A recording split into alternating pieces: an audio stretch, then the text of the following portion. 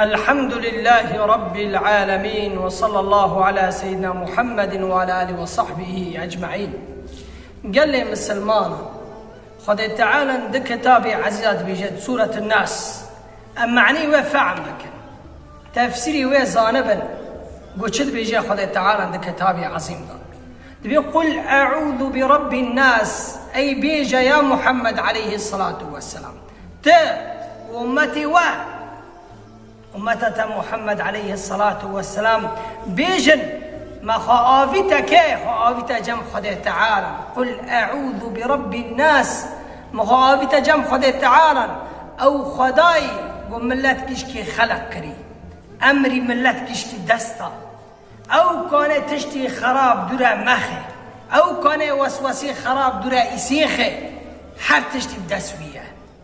قل أعوذ برب الناس ملك الناس إله الناس مالك الناس، أي إنسان قشكي مخلوق بن أمر خذ تعالى أم عبد ونا أم قل ونا أو شتو بخوزي مكانه بكي إله الناس أو خذ مايا مخافته خذي من شر الوسواس الخناس، من شر الوسواس الخناس مخافته أو وقت الذكر خذ تعالى دبه أو شيطان وسوسد هندري يسين دا تشيدك أو بيرا كرد به مخافته خذي أو خدا تاني كانه ووسوسي خراب أو فكري خراب قو تاني يسين أو تاني كانه ووسوسي دورا يسين خي الذي يوسوس في صدور الناس من الجنة والناس.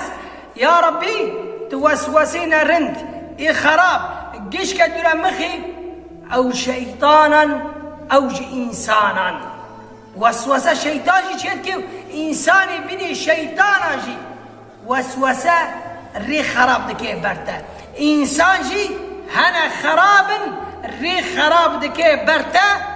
يا ربي تدويشي وقت في آياتي أم دخونن أنه يا ربي إنساني خراب أو شيطاني وسوسي خراب فكري خراب ديني سني سن وانا قشكي دولا مخي يا رب العالمين.